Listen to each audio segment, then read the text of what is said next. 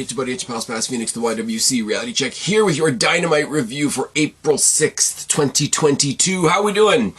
Yes, it's been a while since we talked about AEW. It's been a while since we were not talking about basically anything but AEW. We talked a little NXT, we talked a little WWE, we talked a little bit of Impact, we talked a little bit of ROH, which was a first for me, because this was a loaded weekend. We had Supercard of Honor, we had multiverse of matches, we had WrestleMania Night 1 and 2, we had NXT Stand and Deliver, and I will say, out of everything in my loaded week, and I went to see Morbius as well. Morbius is go in with low expectations and you'll have fun.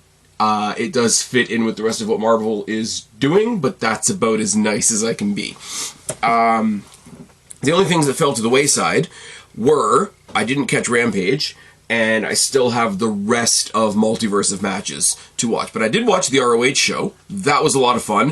A little bit weird for me because it's a show and a brand and whatever that I'm not familiar with. It was really a case of be on the lookout for people that I know, like your Wheeler Yutas, your Jay Lethals, your Brian Cages, which was a nice thing, the Tully Blanchard, obviously the return of Samoa Joe, Jonathan Gresham, who's now the undisputed ROH champion, who I've gotten a chance to see recently in Impact. It was and the pop for Joe was fucking huge. Let's be real. Tully Blanchard introducing his new stable, Bandito in the main event with Gresham. My first time seeing Bandito, I think. Really enjoyed that. Wheeler Yuta winning the Pure Championship was cool because we saw him with it here on Dynamite tonight. I still think the Pure Rules matches are ridiculous, convoluted match rules for convoluted match rules' sake, but the match itself was great. Mercedes Martinez was in there with... if you heard the preview, you heard me and Guapo talking about it. Neither one of us knew who Willow Nightingale was.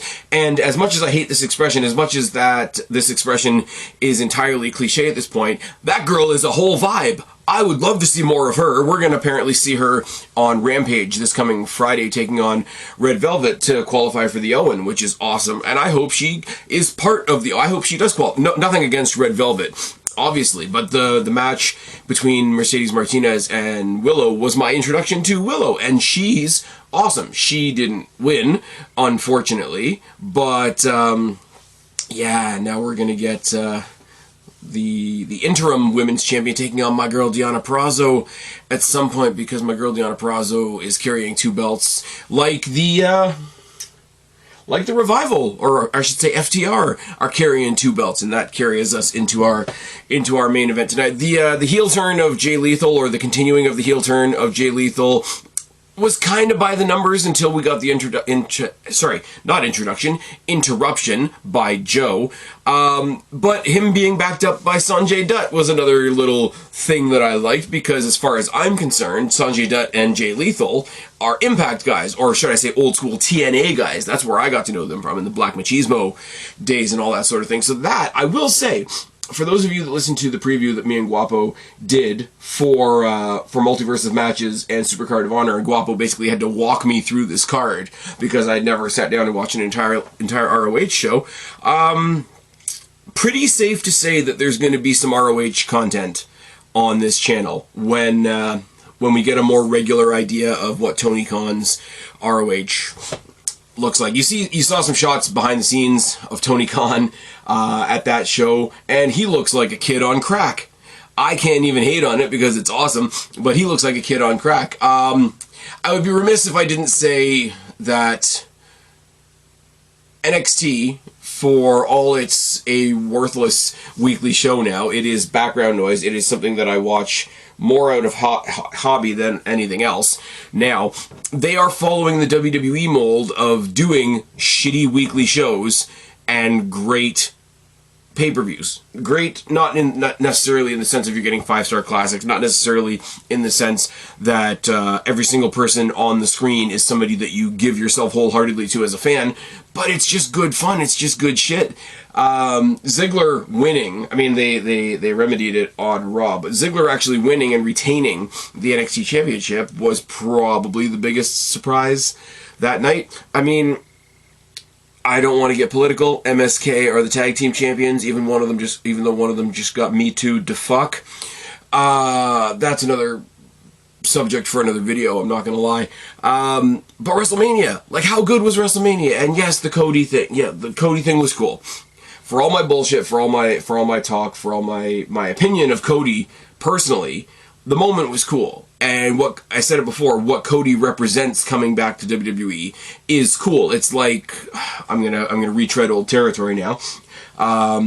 I don't particularly care for Mickie James, but her being in the Rumble as somebody from the Impact roster, as the Impact champion, it does mean something cool. It does mean that, like, little chips away, like, I don't want to use the open door cliche, but we're chipping away at the rock that is WWE is only WWE. So that was cool. Austin and Owens having a match was the peak of, like, okay, we're doing some nostalgia shit. And then the next night, Vince McMahon defeated Pat McAfee with a football. So there's that. And Edge is starting a new goth stable, which pisses off all the right people.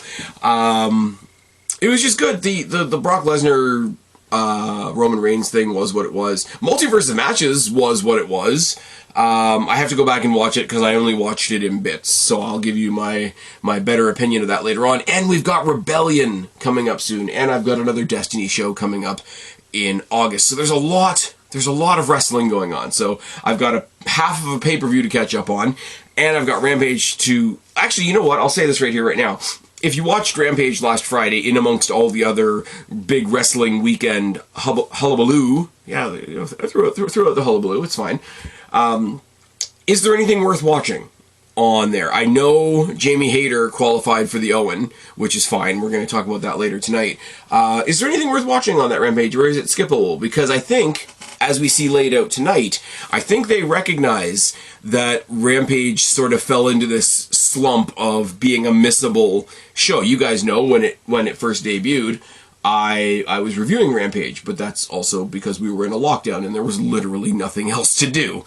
So there's a lot going on, a lot of fun. I had a great fucking weekend. Like I say, cap it off by going out to see Morbius Thursday night, come home Friday, saw SmackDown, saw the Ring of Honor show, saw most of the Multiverse of Matches, not gonna lie. NXT Stand and Deliver, WrestleMania Night 1 and 2. Monday Night Raw told us that, yes, indeed, we've got the entrance, we've got the music, we've got the tattoo, we've got the big skull symbol, we've got the American Nightmare name, and we've got trademark crying Cody Rhodes on Raw.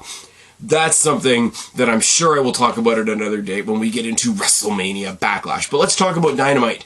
Tonight, Adam Cole versus Christian kicked off the show. And I will say, while the Raw after Mania was a pretty lackluster show and a pretty lackluster crowd, to be honest, this crowd tonight was the crowd that Raw after Mania used to get. So kudos to them for that. I think they were in Chicago. Somebody correct me down in the box below if I'm wrong. Adam Cole versus Christian. I still pop for Christian having his old TNA music. I pop for Christian having that, and Adam Cole, who was just transplanted right from NXT, getting brand new music when Christian has the old TNA music, which is fun. I like, again, somebody in the crowd with a sign that said, "What year is this?" Because I think back to a lot of different things, actually. I think for the ROH fans, seeing Samoa Joe, among others, back in ROH must have been a thing. Austin having a match at WrestleMania, Edge having a match at WrestleMania, Vince McMahon having a match at WrestleMania. I like that, even if that's not what the sign meant. That's what it made me think, so that's what I'm going with. It's a solid match that you'd expect from Adam Cole and Christian. I'm not going to lie, there's nothing too particularly surprising in it. The crowd is hot, which makes it a lot of fun. At one point, Adam Cole's got Christian in the Tree of Woe, and he gets a super kick to the face, pretty much unprotected, which is fine. Followed it up with a backstabber off of the second rope, which looks like it wrecked. Series of super kicks, a boom and a near fall for Adam Cole. Christian avoids two Panama Sunrises and another boom. Poke to the eye and a third boom by Cole. I hate that it's called the boom and not the last shot. I will always relent on that. poke to the eye, and a third boom hits its mark with the knee pad down, which commentary was sure to beat over our heads, which made sense. Cole gets the win, Fish comes down, O'Reilly comes down, Jungle Boy, Luchasaurus come down, they all have a brawl. Page comes, and after everybody else leaves, Hangman Page comes down, ranting at Adam Cole, talking about how, you want another match, hey, guess what? In 9 nights from now, we're doing a live Rampage. Hey, there's your number one thing. They're doing a live show. Come to Texas. We're going to have a Texas death match in 9 nights at Rampage. And somebody, and I wish I had written it down, so I'm sorry I can't give it the credit that it deserves. Somebody on Twitter pointed out that the Texas death match is very, very quickly becoming AEW's version of, and you're gonna have a match with The Undertaker! Because didn't we have one? Was the Lance Archer and Dusty Rhodes, was that a Texas death match, or was that just a no rules match? Whatever it was, it's... They want people to watch Rampage. What can I say? I'm not saying it's going to be bad. I hope Cole gets the win. Spoiler. But it's kind of funny in a way, and it's kind of cool in a way that they recognize that people aren't watching Rampage. It's a pre-taped show. The spoilers are out there, and the world is getting back to normal. When they announced that their secondary show was going to be at 10 o'clock on a Friday night, and it was still in the dregs of COVID. I'm like, okay, that's cool. Right now, we've got nowhere to go. You might as well have something else to watch after SmackDown, because that's what it is. It's something to watch after SmackDown. But as soon as the world gets up and going again, people are going to want to get out and do shit. And I'm sorry, I don't want to do the ratings thing, because I used to laugh at the ratings. The ratings are kind of an exhausting conversation now, but the ratings bear it out. Rampage is a missable show, mostly because it's pre-taped and mostly because the spoilers are all out there already. I mean, bear it out. On the same night, put their ratings up against SmackDown. And I'm not even saying the SmackDown is particularly good. They got Roman Reigns. And yeah, that's about it. They got Sami Zayn doing stuff with Johnny Knoxville, but that's done now. We get a little bit of a replay from Supercard of Honor, Jay Lethal challenging Gresham, him getting denied because, Gresham says he doesn't fight with honor. So he attacks him, and he attacks him with the help of Sanjay Dutt, and then we see the Samoa Joe return, and he gets the hero's welcome that he deserves, and apparently afterwards he cut a promo, something along the lines of he wants to win and unify the ROH and AEW titles, and I'm like, as awesome as that is, as a competitor to want to do that, from a creative perspective, you just got ROH back up off the ground. And I'm saying that with all due respect. You don't want to amalgamate their titles with AEW when everybody's already saying that ROH is going to be AEW's NXT. And that's a whole lot of alphabet soup. But Samoa Joe getting the reaction that he deserves, getting the chance to be who he is, and not a color commentator or not a GM of NXT. Very, very cool. And obviously this is his, ROH is his home crowd. I have to go back to say, I do not have the background with ROH. I've seen individual matches. I've had people send me the odd, CM Punk, really good promo from ROH and all that sort of thing. The best thing the devil ever did was convince everybody he didn't exist, and, why would you trust me? I'm a scorpion, and all those types of things that are very cool, but I've never sat down and watched a full episode of ROH, ever. It's on Fox up here at 1 o'clock in the morning on some stupid day of the week. I don't even know. I don't remember the last time I saw it on my TV guide, other than Supercard. But it was very cool to see him be embraced by that crowd, even if I don't fully get it. Because then we get the debut of Samoa Joe on Dynamite, taking on Max Caster as a qualifier for the Owen. So Max Caster was brought out there as the sacrificial lamb, and he pulled a Miz. He went out there, he was a giant dick that everybody wanted to see get his ass kicked, and he got his ass kicked. In the rap, he drops references to the X Division, which I thought was really cool. He dropped references to Samoa Joe being injury prone, and there was something else in there about his WWE career that I didn't quite catch. Immediately met with the Joe's gonna kill you chants, which were fucking great.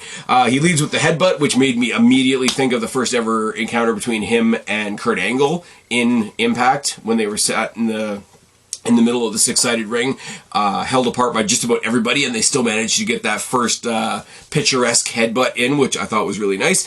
And Samoa Joe, the only way I can put this is, as he went to work on Max Caster, he's got a scary smile. Samoa Joe, I think more than anybody else, has that look on his face like, I'm not just going to hurt you, I'm going to enjoy hurting you. And it's really, really good because he's coming out of his shell. You know, he did good in his other roles in WWE, don't get me wrong. When they made him the GM for a little while, or the enforcer for the GM, he was the enforcer for William Regal, and they're both in AEW now. That's fine. But when they put him on commentary for a little bit, he was good at commentary. Like, I'd rather see him wrestle, obviously. But seeing him in the trench coat in the rain at last year's WrestleMania was funny. It made for a bunch of memes, but that was about it. But just to see him get back in there and do his thing was great. After the match, we see Lethal and Dutt on the Tron, or I keep wanting to say the Titantron. I don't know what AEW calls their big screen thing. I'm making hand motions like you guys can see me, so if you hear the chair moving around, that's why. But Lethal and Dutt are on the Tron.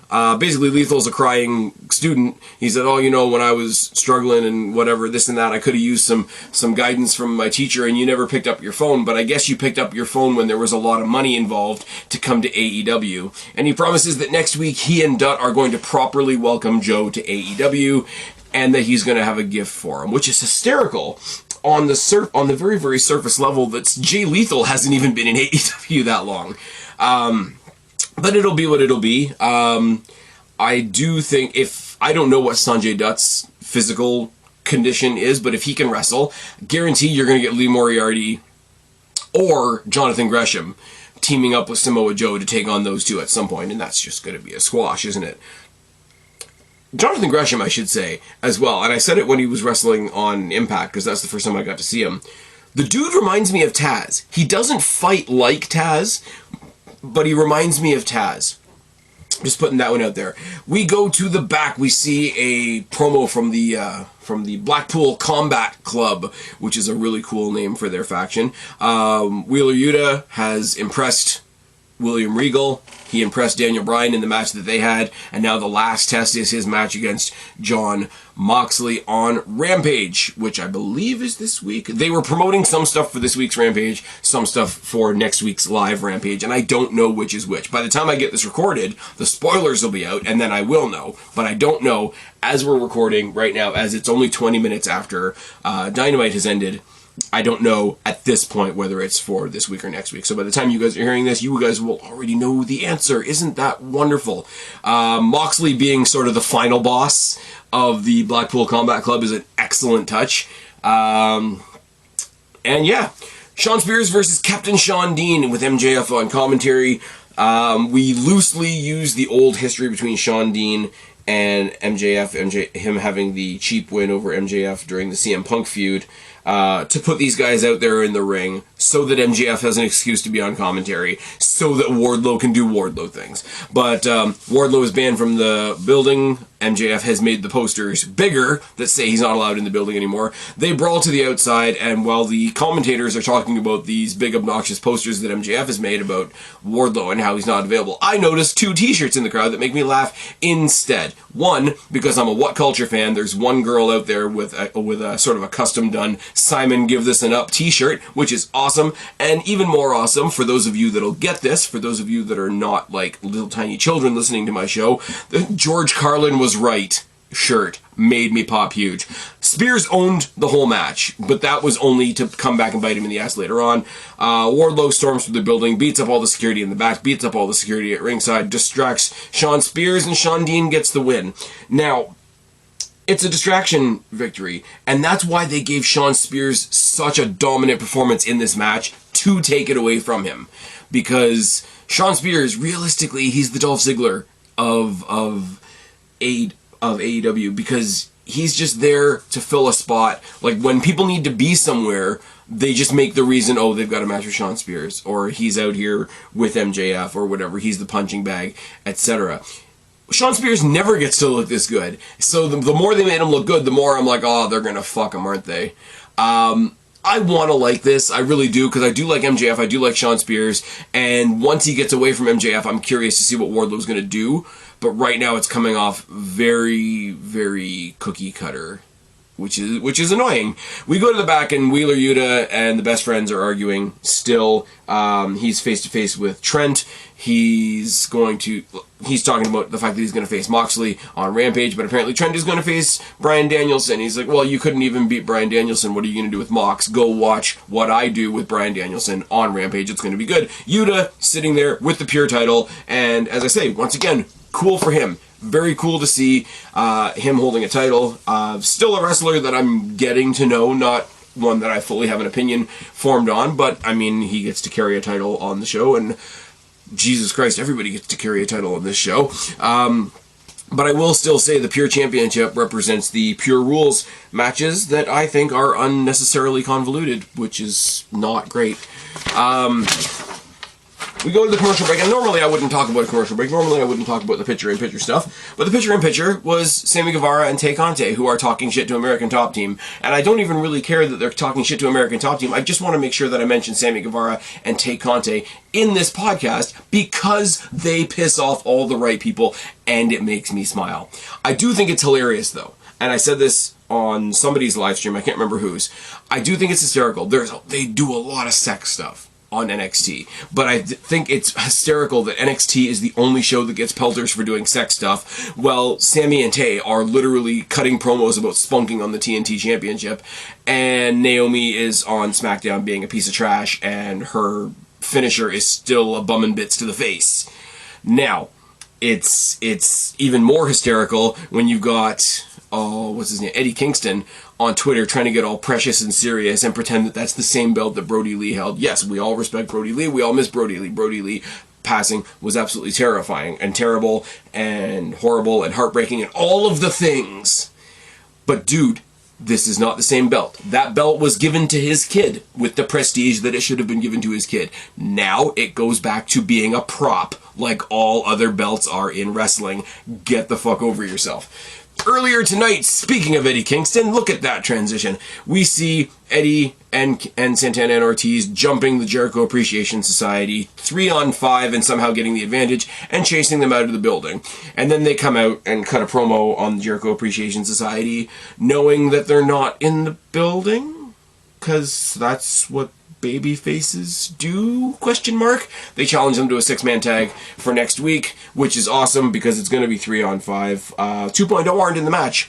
So you've got a tag team match, and the only members of the Jericho Appreciation Society faction that are an actual tag team are not in the tag team.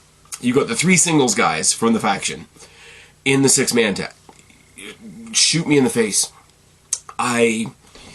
I wanted the whole Eddie Kingston, Chris Jericho thing to be awesome. Like, not awesome like 5 stars in the Tokyo Dome, brother, but like ridiculous character-on-character stuff. They spawned this new Jericho group out of nowhere, and yes, I know they're doing the sports entertainer thing, which I love, but this ain't it. This ain't it at all, because they're trying to play on the history that Santana and Ortiz had with Jericho with the Inner Circle. But that doesn't work when the Inner Circle isn't a thing anymore. The only thing reminiscent of the Inner Circle, other than Jericho himself, is Jake Hager, because Sammy Guevara is off fucking Tay Conti. It's fine. And spunking all over the belt and making Eddie Kingston mad. See, it all comes full circle. We see a video from last week of Danhausen failing to put a curse on Hook. I want this match. I've never seen a Danhausen match. But I kind of want to see Danhausen versus Hook now. Unfortunately, we gave Jade Cargill a microphone for like 10 minutes, and that ate up a bunch of time, but it let me fast forward through the show, which is nice. MJF challenges Shawn Dean next week to a match, and he dares Wardlow to come back because he's going to have twice as much security, and gee, I wonder what's going to happen. Shawn Dean's going to get another win over MJF. Wardlow's going to beat up more security guards. Shawn Spears is going to get his ass kicked, probably. This should be so much better than it is. The Hardys versus the Butcher and the Blade in a tables match. So, put your nostalgia goggles on to about 10, 15 years ago, and Butcher and the Blade are taking the place of the Dudley Boys in this scenario. It's a plunder brawl. There's some fun spots. Nobody in this match is as young as they used to be, so it is a bit on the slow side. There's an awkward fall from Jeff off the turnbuckle at one point. He looks like he gets hung up by his foot, so I hope he's okay. I hope nothing got damaged. There's a double team slam on Jeff through the table for the first fall. They did the rules where both members of the team have to go through the table. It made the match last a little bit longer, which was fine. Matt double leg drops Butcher through a table off of the top rope, which was what it was. It gets really, really messy on the outside for a while. They introduce a ladder for reasons. Jeff does his typical, I'm going to lay out 2 tables, I'm going to put somebody on the table, I'm going to do the swanton. They get the obvious win. Andrade, Private Party, the Bunny, and Jose the assistant then come down like they're going to do something. Sting shows up behind them and beats them with a bat. Darby Allin's not even there. I don't know what this was. It's the Hardys in a plunder match with some other characters that I like and some that are just there, like the Butcher and the Blade. I don't know what this was. I don't know what we accomplished here. I don't know how many more combinations of these guys we're gonna get. We do need to get to the exhibition one-on-one match between Darby Allin and Jeff Hardy. That needs to happen. I do think it's kind of funny that Jeff Hardy sort of came out as Jeff Hardy version, like just after he left WWE. But Matt Hardy came out with like the even older gear, like the gear from when they were still being managed by Michael Hayes. So the duality of that was kind of cool. Jungle Boy challenges Red Dragon to a match. After reminding them that they don't have the wins to get a title match, they challenge them next week and offer them a title match anyway. Because rankings. Jamie Hayter and Tony Storm talk some shit to each other over the Owen, because they've both qualified for it, sort of telegraphing that they're going to fight each other at some point. That'll be really good. I like Jamie Hayter. Tony Storm could fucking get it. Apparently she's killing it on OnlyFans. Good for her. No judgment. But they're talking about the Owen, the ladies' Owen, to get us into another qualifying match, which is Hikaru Shida versus Julia Hart. And there's 2 stories going on here. Julia Hart is going a bit spooky, and Hikaru Shida is a really good wrestler. These are the 2 things that are happening. Hart's still got the eye patch. She starts with a kick to the back to show that she's not quite a babyface anymore. The Varsity Blondes sort of look at her like, what the hell are you doing? And she kicks them out. And then Shida kicks the shit out of her for a while. She gets a reprieve when she rakes her in the eyes. But then, elbow strike, knee strike, Falcon Arrow, Shida gets the win. And then, once again, I don't know what we did here. Serena Deeb's music played, and she showed up in the ring with a chair. Hikaru Shida already had the kendo stick in her hand. They looked at each other for a while, and that was it. And I'm going to say this again, and I feel like I've been saying this for months now. I like Serena Deeb. Serena Deeb has all my respect as a professional wrestler. We know what she can do. We know what she's contributed to the industry. Fine, cool. Hikaru Shida, former women's champion. We know what she can do in the ring. I really find her enjoyable. This thing between the 2 of them, yes, if you put them in the ring again, if you give them another match again, they're going to knock it out of the park again. But both of them can do something else at this point. And if they were going to do this, then why didn't they have her cost Hikaru Shida the match, let Julia Hart go into the Owen Hart tournament? I don't know what we did here. Julia Hart is sort of half-assed doing a I'm slowly getting sucked into the Dark Order thing. I really do like, what's his name? Brody King trying to get himself some tread on Twitter by saying Edge is trying to copy them because he's got a group of like mildly goth associated guys getting together, because wrestling hasn't had that all along. So does that mean we have to say that the House of Black is a knockoff of the Brood? Like, what are we doing here? Are they a knockoff of Sanity? Are they a knockoff of Decay? Maybe more than one person is allowed to do a similar thing. Yes. I don't know why I went off on that, but I just... It's one thing when a segment sucks, when a match sucks, when a promo sucks, when a section of the show sucks. It's another thing when you look at it and you have 3 cool parts, like Serena Deeb, who's awesome, Hikaru Shida, who's awesome, and Julia Hart, who I haven't really seen enough of to have a proper opinion, but they're doing something with her. It's more annoying when you see some good moving parts and nothing happens, or at least it feels like nothing's happened. It's sort of like what I just said after the tables match. Everybody came out. The entire Andrade office came out. Sting came out to help the Hardy Boys. And nothing really progressed. All these moving parts. Some of them that I really like. And what did we do? That's I hope you guys understand what I'm saying, because my frustration is not that they suck. My frustration is that they don't suck, but they didn't do anything. And I can only say that so many times before I start getting repetitive. It's fine. We see Swerve in the back talking about the Grammys, which is fine. Are the Grammys as violent as the Oscars? Somebody tell me down in the box below. Talks about the ongoing issues between himself and Keith Lee and Team Taz, and then gets his ass beat 2-on-1 by Team Taz before Keith Lee makes the save. Gee, I wonder if they're building to a tag team match. That will be fun, but this is the kind of cookie cutter that I don't mind. It took up like 30 seconds, and it doesn't hurt my feelings at all. You know what else doesn't hurt my feelings at all? 25 or so good minutes of tag team wrestling in the main event. Young Bucks versus FTR 2 for the AAA and ROH Tag Team Championships.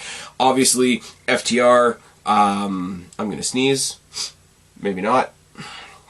FTR picking up the ROH titles from the... For those of you listening on headphones, I'm really sorry. FTR picking up the ROH belts from the Briscoes. Briscoes I saw for the first time on the weekend, and yes, they kick ass as much as advertised, if you're wondering about my opinion. But what kills me is they sold this match as 18 months in the making, and everybody online is going, oh, look at all the long-term storytelling. There's no story. The story is FTR came to AEW. They had a match with the Young Bucks, and 18 months later they had another match. That's not long-term storytelling. That's just having a match with somebody that you have had a match with before. Now, I'm going to go on to praise this match. Don't get me wrong. The match itself is fantastic. The first match was fantastic. The first match was everything that it was advertised to be. But don't let that blur the line of, oh my god, such great storytelling, because the story is the Young Bucks went away for a while, and they showed back up to get a cheap pop and then some cheap heat on the ROH show, and then they used the ROH show to promote Dynamite. Let's be real for a second. 18 months later, they have a second match. So what do I say? 18 months from tonight, if we see Christian and Adam Cole, for example, again, are we going to build this as 18 months in the making? No, we're not. I know that Young Bucks are two of the guys that run the company. They want to make it seem very, very special. I get that to a certain degree. To a certain degree, if I was running the company, I would probably do the same thing. But it's not this big, long, intertwining 18-month story, because everybody's done other things. Remember when FTR dressed up as luchadors for a little bit just to get those AAA titles? They got those AAA titles when they were still heels. Let's not forget about that. It was a really nice touch that Dax Harwood blows his nose on the Young Bucks streamers as he's walking down the rampway. I thought that was really good. Nice touch to have the I didn't write down their name, unfortunately. The ROH ring announcer announcing the match, seeing as one of the titles on the line is the ROH title, and also much like at Supercard of Honor, the FTR on FTR's gear is in that black and red ROH font, which is a nice, neat little touch. Both teams are way stiffer in this match than you would expect. And we've seen both of these teams do crazy things. Don't get me wrong, but if you think about these two teams, you got one really, really technical team, really, really flowing, intricate, grappling, hold to hold, technical stuff. And the other ones that, and I mean this in the best way possible, do some bombastic gymnastic stuff. The high flying, the spot monkeys, if you will. Neither one of them would you just see throwing hands. Now, I want to counter that with, yes, the Young Bucks went into a steel cage and gave somebody a super kick with thumbtacks on their shoes. I get it. But it's still, at least at the very beginning, it was surprising, is the best way to put it. Midway through the match, there's a double sharpshooter spot by FTR, teasing once again that Bret Hart is going to be somehow involved with them at some point. If he's involved with them, don't let that detour you from also having him be there to present the winners of the Owen Hart tournament, because that's nice. We get a cool spot here when And there's a thing in tag team wrestling where somebody's desperately looking for a tag, and that person gets pulled off the apron at the last second, right? They do that, but they do it in such a way that Cash is going for the tag to Dax, and he gets so close, and then Nick super kicks him off the apron out of the tag position. And I thought that's a little bit extra. It's their twist on what is a spot that is in nearly every match. We get a couple of succession of near fall attempts from the Young Bucks. One's a nut shot followed by a big rig, which is a nice little insult on their part.